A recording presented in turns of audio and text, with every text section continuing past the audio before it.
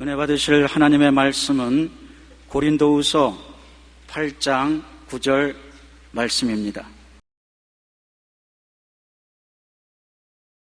우리 주 예수 그리스도의 은혜를 너희가 알거니와 부요하신 자로서 너희를 위하여 가난하게 되심은 그의 가난함을 인하여 너희로 부요케 하려 하심이니라. 아멘.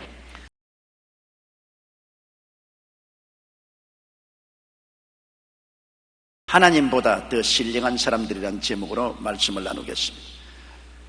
가끔 하나님보다 더 신령한 척하는 사람들을 만나보게 됩니다. 이 사람들은 이렇게 말합니다. 물질은 악한 것이다. 금과 은을 소유하는 것은 신령하지 못하다. 가난하게 살아야 거룩하고 신령하게 사는 것이다. 그렇다면 천지와 만물을 지으신 하나님은 잘못하신 것인가요? 하나님께서는 금도 내 것이요 은도 내 것이라고 말씀하셨으니 금과 은을 소유하신 하나님은 신령하지 못하다고 생각합니까? 학개 2장 8절에 은도 내 것이요 금도 내 것이니라. 시편 50편 10절로 11절에 살림의 짐승들과 천산의 생축이 다 내 것이며 산의 새들도 나의 아는 것이며 들의 짐승도 내 것이미로다라고 하나님은 말씀하셨습니다. 가난하게 살아야 거룩한 것이라면 천국에는 전혀 가난함이 없으니 천국 시민들은 모두 다 거룩하지 못하다고 말할 수 있지 않겠어요? 모든 물질을 지으신 하나님은 신령하신 하나님이십니다. 천지의 은금을 다 갖고 계신 하나님은 신령하시고 거룩하신 하나님이십니다. 지극히 부유하신 하나님은 거룩하신 하나님이십니다. 물질이나 금이나 은, 부유 그 자체는 죄도 아니요 악도 아닙니다. 그런 것들은 중립이요. 만일 우리가 하나님보다 그런 것들을 더 사랑하면 죄가 되고, 그런 것들을 하나님보다 더 사랑하는 것이 일만학의 뿌리가 되는 것입니다. 그런 것들을 탐하여 부정하게 소유하려고 할 때 많은 시련과 고통과 유혹과 올무에 빠지게 됩니다. 하나님께서는 우리들이 물질에 부족함이 없고 금과 은을 소유하며 부유하게 살고 그리고 신령하고 거룩하게 되기를 원하고 계십니다. 첫째로 가난이 어디에서 나왔습니까? 에덴 동산에는 가난이 없었습니다. 하나님은 가난을 지으신 적이 없으십니다. 하나님을 중심으로 섬기며 살 때 아담은 하나님이 지으시고 예비하신 에덴에서 살았습니다. 에덴 동산에는 아름답고 먹기에 좋은 나무들이 나고 네 강이 발원하여 정금과 각종 보석이 있는 땅이라고 창세기 2장 11절로 12절에 말했습니다. 또 인간은 하나님의 형상과 모양대로 지음을 받고 하나님이 복을 주시며 생육하고 번성하여 땅에 충만하라, 땅을 정복하여 모든 생물을 다스리라고 말했습니다. 하나님은 아담과 하와를 부유하고 풍부한 환경 속에서 다스리는 왕으로 지어주신 것입니다. 그러나 왜 그 땅이 저주받은 땅이 되었습니까? 왜 하나님이 지으신 복스럽고 아름다운 땅이 저주에 꽉 들어찬 땅이 되고 말았습니까? 자기가 하나님처럼 되어 스스로를 섬기며 살려고 하나님을 반역했을 때 에덴에서 쫓겨나고 땅은 저주를 받게 되었습니다. 창세기 3장 17절로 19절에 아담에게 이르시되 내가 내 아내의 말을 듣고 내가 너더러 먹지 말라 한 나무 실과를 먹었은즉 땅은 너로 인하여 저주를 받고 너는 종신토록 수고하여야 그 소산을 먹으리라. 땅에 내게 가시 덤불과 은극히를 낼 것이라. 너희 먹을 것은 밭의 채소인즉 내가 얼굴에 땀이 흘려야 식물을 먹고 필경은 흙으로 돌아가니 그 속에서 내가 취함을 입었음이라. 너는 흙이니 흙으로 돌아갈지니라. 어마어마한 비극이요 저주의 선고를 받게 된 것입니다. 예레미야 17장 5절에도 마음이 야훼에게서 떠난 그 사람은 저주를 받을 것이라.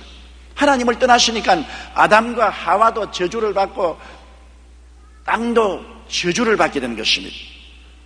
그래서 수고하고 무거운 짐진 삶의 시작이 다가오게 된 것입니다. 전에는 하나님께서 지으시고 예비해 주신 것을 값없이 은혜로 누리고 살았기 때문에 수고하고 무거운 것을 몰랐습니다. 그러나 이제는 아담 스스로 삶을 위하여 일하고 예비하며 무거운 짐을 지고 이마에 땀을 흘려야 되고 그 결과 가난이 따르게 되었습니다. 부모 슬하에 살 때는 부모가 다 예비하고 준비해 줌으로 수고하고 무거운 인생이 무엇인지 몰랐지만은 부모 슬하를 떠나서 살게 되면 이제 자기가 자기를 위해서 무엇을 먹을까, 무엇을 입을까, 무엇을 마실까, 어디에 살 거를 예비하여야 되므로 그때부터 무거운 짐을 지게 되고 수고로운 일을 해야만 하게 된 것입니다. 예레미야 2장 13절에 내 백성이 두 가지 악을 행하였나니 곧 생수의 그런 데는 나를 버린 것고 스스로 웅덩이를 판 것인데 그것은 물을 저축지 못할 터진 웅덩이라고 말했습니다. 하나님이 생수의 근원이 되셔서 끝없이 생수가 넘쳐 나올 수 있는데 그 근원된 하나님을 저버리고 스스로 웅덩이를 파는데 아무리 파도 물이 저축되지 않은 터진 웅덩이, 수고하고 무거운 짐을 지고 고생을 해도 안 된다는 것입니다. 야훼께서 집을 세우지 아니하시면 세우는 자의 수고가 헛되며 야훼께서 성을 지키지 아니하시면 세우는 자의 지키는 자의 수고가 헛되다고 성경은 말하고 있는 것입니다. 둘째로 가난이 복인가 저주인가를 우리가 알아봐야 됩니다. 가난을 걸머쥐고 살아온 세대를 뒤를 돌아보면 여러분 가난이 복이 아니고 저주라는 것을 너무나 잘 압니다. 일정 36년 동안 살아온 우리 근대사를 보십시오. 가난이 얼마나 철천지 원수가 되어 수많은 우리 동포들이 남부여대하고 먹고 살기 위해서 조국 땅을 떠나 간도로 이민을 간 것을 기억하고 있습니다. 일정 36년 동안에 한국인의 평균 수명이 남자가 32.4세, 여자는 35.1세로 평균 37.7세에 불과했습니다. 얼마나 못 먹고 영양실조가 되고 병들었든지 평균 33살 신뢰에 불과하게 살은 것입니다. 얼마나 짧게 살았습니까? 요사이 33살에 죽으면 도저히 상상할 수 없다고 생각하지 않습니까? 그러나 평균 일정 36년 동안에는 33.7세가 평균 수명이었습니다. 그런 것이 그로부터 70년이 지난 2003년 현재 남자가 72.8세, 여자가 80세, 평균 76.5세로 무려 43년이나 늘어나게 된 것입니다. 일정 시대에 사는 사람보다 우리가 43년이나 더 많이 삽니다. 왜 그렇습니까? 똑같은 한국 땅인데 똑같은 산수가 있는 곳에 사는데 그때보다 엄청나게 잘 먹고 잘 입고 잘 살고 영양실조가 없고 의학시설이 풍부하게 발달되어 있기 때문에 그런 것입니다.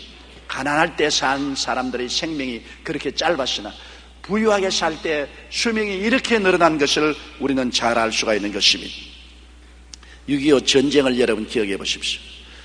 6.25 전쟁은 우리 민족에게 상상할 수 없는 비극을 가지고 왔습니다.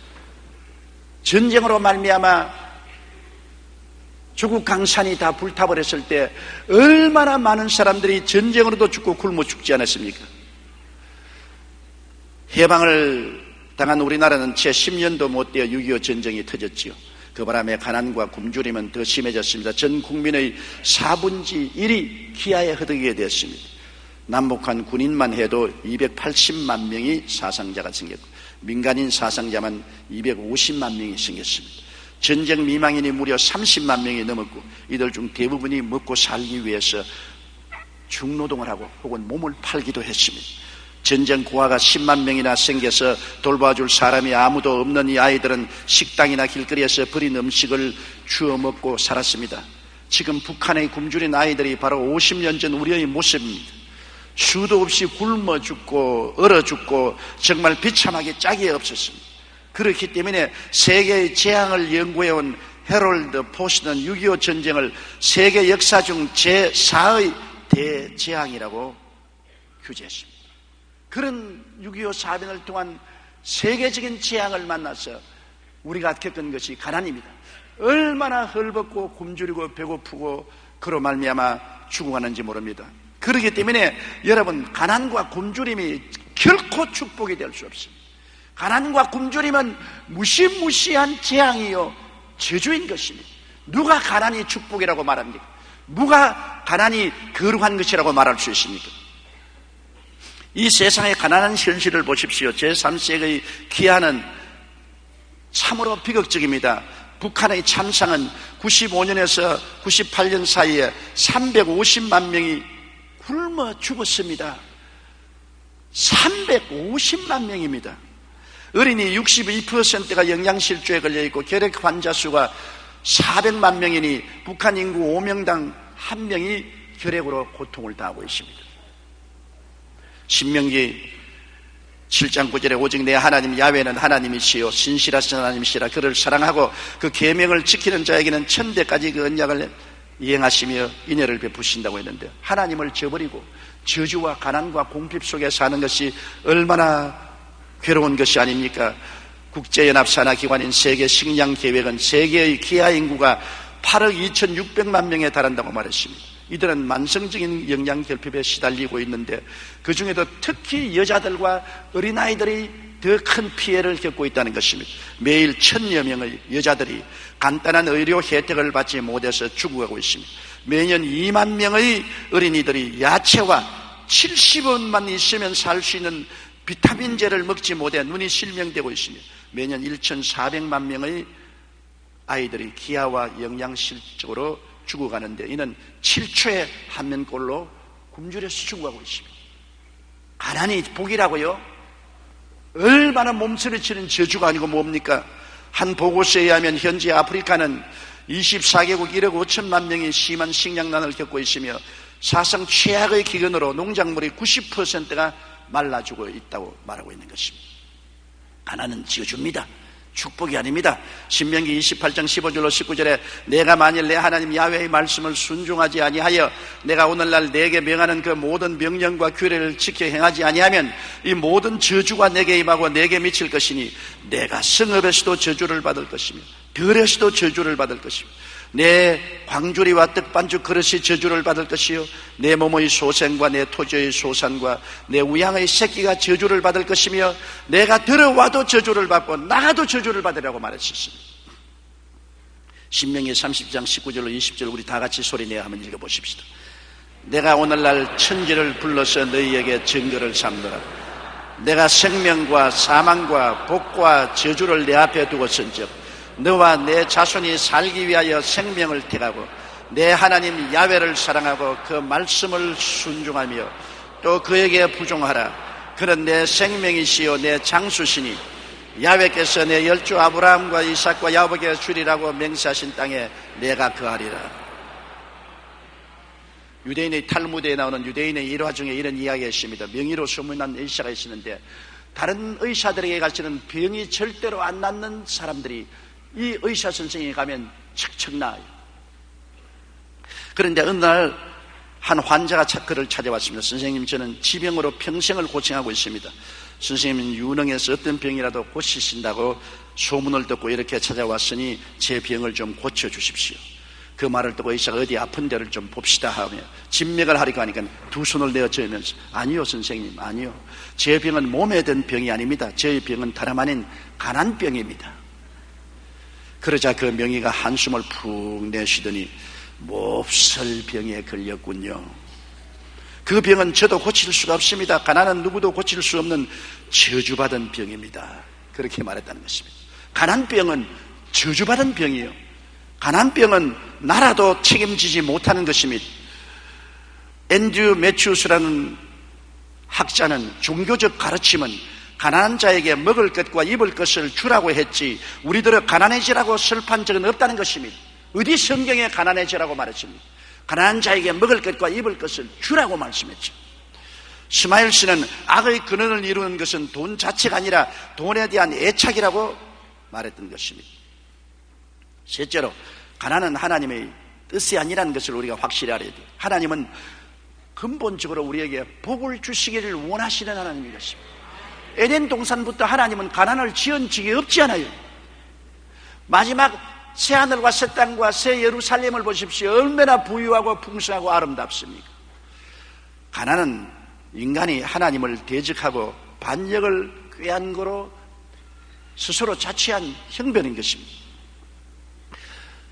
신명기 28장 1절로 6절에 보면 하나님의 복 주시기를 얼마나 원하신 것을 볼 수 있어요. 내가 내 하나님 야훼의 말씀을 삼가 듣고 내가 오늘날 내게 명하는 그 모든 명령을 지켜 행하면 내 하나님 야훼께서 너를 세계 모든 민족 위에 뛰어나게 하실 것이라. 내가 내 하나님 야훼의 말씀을 순종하면 이 모든 복이 내게 임하며 내게 미치느니 성읍에서도 복을 받고 들에서도 복을 받을 것이며 내 몸의 소생과 내 토지의 소산과 내 짐승의 새끼와 우양의 새끼가 복을 받을 것이며 내 광주리와 떡반죽 그릇이 복을 받을 것이며 내가 들어와도 복을 받고 나가도 복을 받을 것이니라. 사람을 복 주실 거 아니라 그 복 받은 사람이 기르는 우양의 새끼까지 복을 받겠다. 생활과 환경에 하나님이 축복해 주겠다는 것입니다. 고린도후서 9장 8절로 10절에도 하나님이 능히 모든 은혜를 너희에게 넘치게 하시다니 이는 너희로 모든 일에 항상 모든 것이 넉넉하여 모든 착한 일을 넘치게 하려 하심이라. 기록된 바 저가 흩어 가난한 자들에게 주었으니 그 여의가 영원토록 있느니라 함과 같음이라고 말한 것입니다. 심는 자에게 씨와 먹을 양식을 주시는 이가 너희 심을 것을 주사 풍성하게 하시고 너희 의의 열매를 더하게 하시라. 요한 3서 1장 2절에 사랑하는 자여 내 영혼이 잘됨 같이 내가 범사에 잘되며 강건하기를 내가 간구하노라. 그냥 구하는 거 아닙니다. 간절히 소원하는 바는 내 영혼이 잘되고 범사가 잘되며 강건한 것이라고 말했었습니다. 여러분 성경에 보면 아브라함이 시련은 많았지만 가난하진 않았습니다.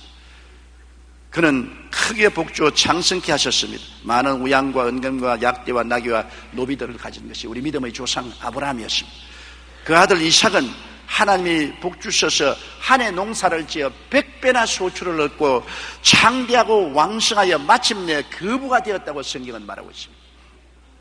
그 손자 야곱은 빈손 들고 외삼촌 집에 갔지만은 나중에 돌아올 때는 가축대 2대 많은 노비들을 거느린 동방에서 제일 큰 부자로 돌아오게 된 것입니다. 성경에는 갈라디아서 3장 9절에 믿음으로 말미암은 자는 믿음이 있는 아브라함과 함께 복을 받느니라. 우리도 믿음으로 아브라함의 자손이 되었은즉 아브라함과 함께 신령한 복에 보태어서 물질적인 복도 받게 되겠다고 성경은 말씀하고 있는 것입니다. 그러면 사람들이 곧장 이런 말을 말합니다. 예수님이 얼마나 가난했습니까? 우리는 예수님의 발자취를 따라가라고 했으니 예수님처럼 가난해야 마땅하지 않습니까? 맞아요. 예수님 가난하셨어요. 마태복음 8장 20절에 예수께서 이르시되 여우도 굴이 있고 공중의 새도 거처가 있으되 오직 인자는 머리 둘 곳이 없다 하시더라. 예수님은 풍찬 노숙을 하시면서 살으신 것은 사실입니다. 그러나 예수님이 그렇게 고난당한 이유는 우리의 가난을 대수하기 위해서 그렇게 하셨다는 것입니다. 고린도후서 8장 9절에 우리 주 예수 그리스도의 은혜를 너희가 알거니와 부유하신 자로서 너희를 위하여 가난하게 되시면 그의 가난함을 인하여 너희로 부유케 하려 하심이라. 내가 가난했으니 나를 따라오너라. 나처럼 풍찬 노숙을 하고 살아라. 그렇게 말씀하신 것이 아닙니다. 내가 풍찬 노숙을 하고 살은 이유는 너희로 부유케 만들기 위해서 그렇게 했던 것입니다. 부모가 허리띠를 메고 굶주리면서 수고하고 고생한 것은 자식에게 그런 가난을 대물림하지 않으려고 그렇게 하는 것이지, 내 부모가 허리띠 묶고 가난하고 헐벗고 굶주렸으니 너도 대물림으로 가난해라, 그런 부모가 어디에 있습니까? 갈라디아 3장 13절로 14절에 그리스도께서 우리를 위하여 저주를 받은 바 되사 율법의 저주에서 우리를 속량하였으니 이는 기록된 바 나무에 달린 자마다 저주 아래 있는 자라 하였음이라. 이는 그리스도 예수 안에서 아브라함의 복이 이방인에게 미치게 하렵니다. 심지어 주님께서 저주를 받기까지 하면서도 우리에게는 복을 주시기를 원하셨습니다. 예수님이 우리에 대한 절절한 사랑과 기원은 우리가 가난하지 말고 저주받지 말고 영혼이 잘되고 범사에 잘되며 강건하고 생명을 얻되 풍성히 얻으며 살기를 원하시는 것이었습니다. 그럼 넷째로, 신령하면서도 부할 수가 있는가 물을 것입니다. 부한 사람은 신령하지 않지 않아? 신령하면서도 부할 수가 있느냐? 그런 질문한 사람이 있습니다. 우리가 삶의 순서를 바로 하고 살면은 금과 은을 아무리 가져도 그 사람은 신령하고 거룩한 삶을 살 수 있습니다. 마태복음 6장 33절에 너희는 먼저 그의 나라와 그의 의를 구하라. 그리하면 이 모든 것을 너희에게 도와주리라. 먼저 할 것과 나중할 순서를 바꾸면 안 됩니다. 우리가 하늘나라와 하늘의를 먼저 구해야 된다. 영원한 것을 먼저 구해야 돼요. 아버지와 아들과 성령을 먼저 구하고 예수 그리스도의 뜻을 따라서 사는 삶을 먼저 구하면 그 다음에 일시적인 삶에 필요한 모든 것은 주님이 더하여 주시겠다고 말씀한 것입니다. 하나님을 삶의 절대 주인으로 모시고 살면은 여러분, 우리가 어떻게 신령하지 아니할 수 있습니까? 우리의 삶에 두 주인을 섬길 수는 없지 않아요. 마태복음 6장 24절에 한 사람이 두 주인을 섬기지 못할 것이니 혹 이를 미워하며 저를 사랑하거나 혹 이를 중히 여기며 저를 경히 여김이라. 너희가 하나님과 재물을 겸하여 섬기지 못하니라. 재물을 주인으로 삼고 살면 이야말로 거룩하지 않습니다. 세속적이고 탐욕적이고 마귀의 종이 됩니다. 하나님과 재물을 겸하여 주인으로 섬길 수는 없습니다. 단호하게 하나님을 삶의 주인으로 섬기고 절대 복종하고 믿고 의지하고 섬기면 하나님이 붙잡아 주시고 하나님이 채워주시고 하나님이 열매 맺게 해주시는 것입니다. 주인이 거룩한데 주인과 함께 사는 사람들이 거룩하지 않을 수가 있어요?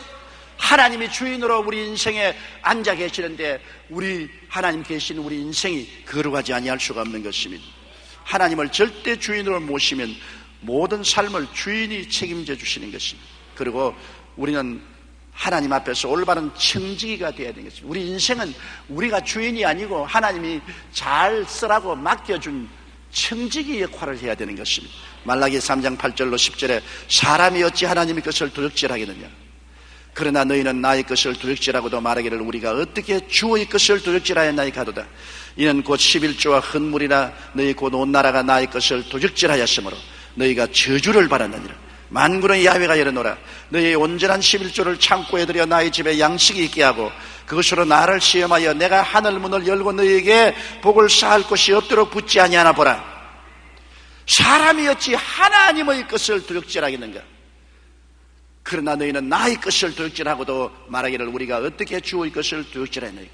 여기 하나님의 것, 나의 것이라고 주님이 단호하게 소유를 주장하는 것이 우리 수입의 11조인 것입니다. 우리 수입의 11조는 하나님의 것이요 예수 그리스도의 소유인 것입니다. 여기에 우리가 청지기 노릇을 잘해서 하나님의 소유를 반드시 하나님께 돌리는 삶을 살아야 돼요. 하나님의 소유까지 훔치고 도적질하고 난 다음에야 어떻게 복을 받겠습니까? 저주를 받지 않을 수 없지요. 도둑 중에도 하나님의 것을 도둑질한 것은 대도둑입니다. 잠언서 3장 9절로 10절에 내 재물과 내 소산물의 처음익은 열매로 야훼를 홍경하라. 그리하면 내 창고가 가득히 차고 내 접들에 새 포도즙이 넘치라고 말하는 것입니다. 옛날에 김익도 목사님이 재령에서 부흥회를 인도할 때입니다. 본래 김익도 목사님은 신유 연사를 가진 사람이라 김익도 목사님이 가서 복음을 전가하면 병든 자가 인산인해로 모여갖고 많은 사람이 병에서 고침을 받았습니다. 그런데 재령에서 부흥회 할 때 한 남자가 오더니 안수를 하고 있는 김익도 목사님의 손을 꼭 잡고 놓지 않은 것입니다. 그러면서 나는 본시 건강하니까 건강을 위한 안수는 필요 없고 물질의 축복이 필요한데 물질의 축복을 받으려면 11조를 내야 한다고들 들었습니다. 그런데 내 마음이 자꾸 흔들려서 11조를 못 내고 있으니 목사님께서 제게 11조 안수를 해 주십시오. 그렇게 부탁을 했습니다. 김익도 목사님은 그 자리에서 입고 있던 두루마기에 소매를 쫙 찢어가지고 그거를 묶어서 주머니를 만들어가지고서 그게 주면서 당신이 물질의 축복을 받기 원한다면 항상 이 주머니를 갖고 다니면서 수입에서 들어오는 대로 여기에 철저하게 11조를 넣어서 교회에 바치시오. 그리고 안수를 해 주었습니다. 그 남자는 장마다 돌아다니며 장사를 하는 장돌뱅이였는데 그 후로는 이 11조 주머니를 꼭 옆구리에 차고 다녔습니다. 10원을 벌면 1원을 넣고 100원을 벌면 10원을 넣습니다. 그 모습을 하도 신기해서 사람들이 그게 뭐예요? 하고 물으면 이건 11조 주머니인데 나에게는 축복의 주머니라고 대답을 했습니다. 그로부터 3년이 지나자 놀라운 일이 벌어졌습니다. 하나님께서 그를 얼마나 축복해 주셨던지 한낱 장돌뱅이에 불과했던 그가 재령에서 제일 가는 재벌이요 황해도에서 헌금을 가지 많은 드리는 장로가 되었던 것입니다. 그가 바로 재령교회의 정찬식 장로입니다. 여러분, 평범한 장돌뱅이가 하나님 앞에 11조와 헌물을 정성으로 드리고 하나님을 의지한 결과로 일약 거부가 되고 교회사에 이름이 남는 장로가 되었던 것입니다. 그러므로 우리는 하나님 앞에 착실한 청지기 역할을 해야 되는 것입니다. 청지기가 주인의 재물을 훔치고 난 다음에 주인이 그 청지기를 계속해서 고용하겠습니까? 파면하고 말겠습니다. 그리고 우리의 삶 속에 언제나 심고 거두는 법칙을 생각하고 무엇으로 내가 심어 놓든지 심어야 거둔다는 것을 알아야 됩니다. 여러분, 농부가 아무것도 안 심고 거두기를 바라는 사람이 있습니까? 무엇을 심든지 심어야 거두죠. 콩 심은 데 콩 나고 팥 심은 데 팥 나죠. 사랑으로 심으면 사랑을 거두고, 미움으로 심으면 미움으로 거두고, 심판으로 심으면 심판으로 거두고, 비난으로 심으면 비난으로 거두고, 이 세상에 심고 거두는 법칙은 우주적인 법칙으로 결코 무시할 수 없습니다. 심은 자기가 죄악으로 심어놓고 입 닦아버린다고 해서 안 거두는 것 아닙니다. 고린도후서 9장 6절로 7절에 이것이 곧 적게 심는 자는 적게 거두고 많이 심는 자는 많이 거둔다 하는 말이로다. 각각 그 마음에 정한 대로 할 것이요 인색함으로나 억지로 하지 말지니 하나님은 절려내는 자를 사랑하느니라고 말씀하고 있었습니다. 하나님은 우리 생애 속에 심는 것을 보시고 거두게 하십니다. 영적으로도 생명으로 심으면 생명으로 거두고 사망으로 심으면 사망으로 거둡니다. 시편 37편 1절에 보면 행악자를 인하여 불평하여 하지 말며 불의를 행하는 자를 투기하지 말지어다. 저희는 풀과 같이 배임을 볼 것이며 푸른 새소같이 쇠잔할 것입니다. 행악을 하고 죄악을 하면 우리가 세상에 푸른 하늘 밑에서 저런 죄를 범하고 악을 행해도 하나님이 내버려 두냐고 하지만 성경은 말씀하기를 심은 대로 거둔다.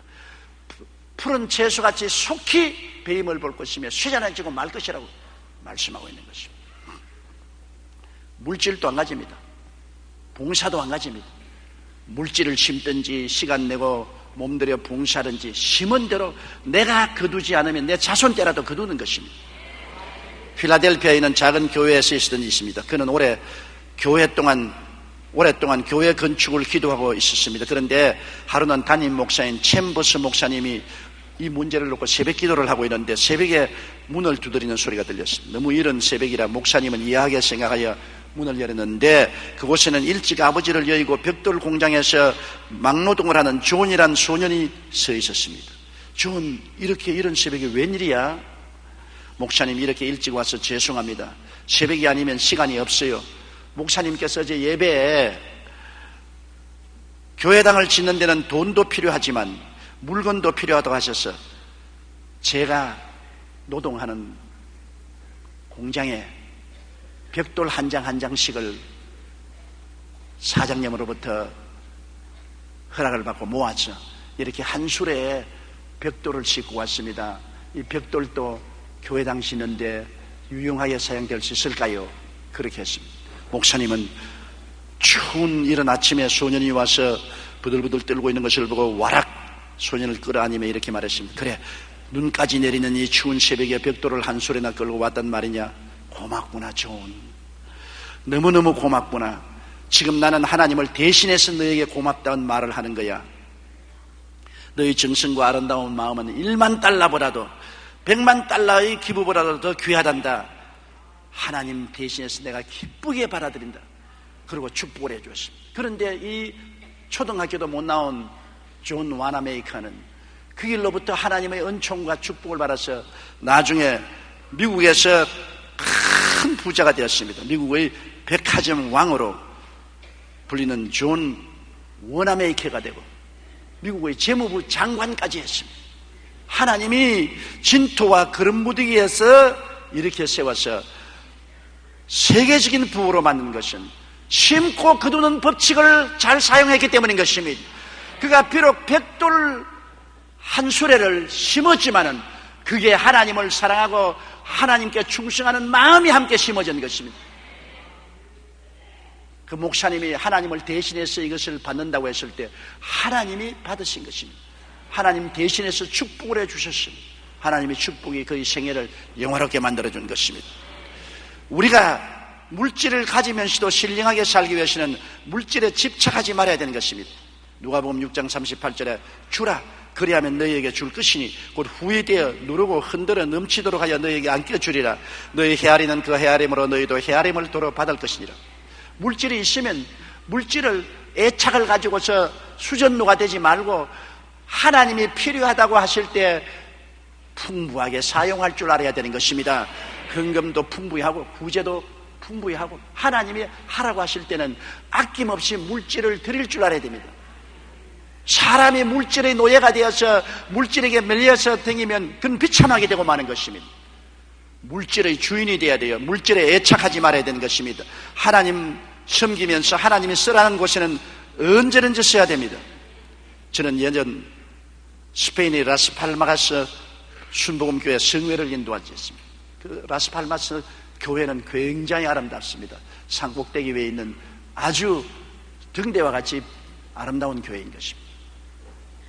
그 교회를 누가 지었냐면 그 교회에 나오는 집사님 한 분이 교회를 지었습니다. 교회가 꼭 필요하니까 교회당을 사서 수리해서 세워야 되겠는데 돈이 없습니다. 그 집사님은 회사에서 일하다가 피땀을 흘려서 모은 집 한 채가 있었는데요, 그는 기도하는 가운데 그 집을 팔았습니다.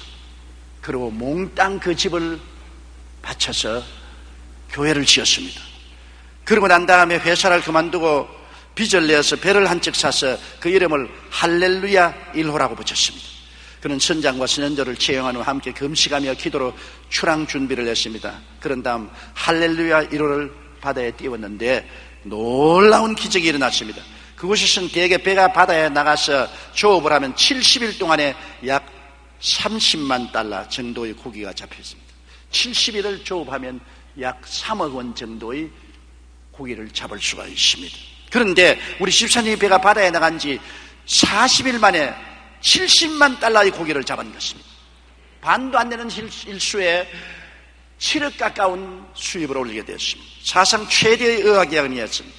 결국 집사님은 그 한 배의 판매금으로 단번에 빚을 다 갚았다고 간증하며 하나님께 영광을 돌리는 것을 제가 들은 적이 있습니다. 하나님께 자신이 가진 최상의 것을 드리자 하나님께서 누르고 흔들어 넘치게 해서 안겨준 것입니다. 물질에 애착을 가지고 하나님이 쓰라고 하는데도 안 쓰고 자꾸 벌벌 떨면 하나님은 그 물질에 저주해버리고 마는 것입니다. 물질은 쓰라고 주신 것입니다. 내가 그걸 자꾸 매달리면 안 됩니다. 주시는 대로, 많이 주면 많이 주시는 대로, 적게 주면 적게 주시는 대로 언제나 갈릴리 호수물처럼 내보내야 되는 것입니다. 갈릴리 호수물은 요단강에 물이 들어와서는 고여서 사해로 흘러내려 보냅니다. 그러므로 갈릴리 호수물은 언제나 푸르 청청하고 물고기가 살고 주변의 땅들이 다 그 물로서 곡식이 잘 지어집니다. 그러나 사해물은 다 같은 요단강 물을 받아들이면서 흘러내리지 않기 때문에 소금기가 많아서 생선도 살지 않고 물은 죽은 물이고 그 주변은 다 사막화되었습니다. 물질은 사람과 환경을 살릴 수도 있고 사람과 환경을 죽일 수도 있는 것입니다. 그러므로 물질의 노예가 되지 아니해야 우리가 물질을 가지면서도 신령한 생활을 할 수가 있는 것입니다. 하나님과 함께 벌고 소유한 물질은 결코 악하지 않습니다.